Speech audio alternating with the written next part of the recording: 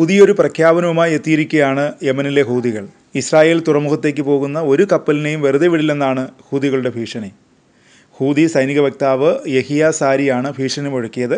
Mediterranean കടലിലൂടെ ഇസ്രായേലിലേക്ക് പോകുന്ന എല്ലാ കപ്പലുകളെയും ആക്രമിക്കും, തീരുമാനം ഉടൻ നടപ്പാക്കുമെന്ന് യഹിയ സാരി മുന്നറിയിപ്പിൽ വ്യക്തമാക്കി. പലസ്തീനിലെ ഇസ്രായേലിൻ്റെ ആക്രമണത്തിൽ പ്രതിഷേധിച്ചാണ് ചെങ്കടലിൽ ഹൂതികൾ കപ്പലുകളെ ആക്രമിക്കുന്നത്.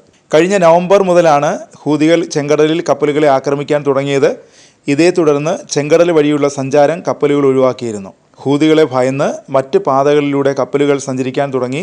ഇത് ലോകത്ത് വലിയ പ്രതിസന്ധിയായി മാറിയിരിക്കുകയാണ്.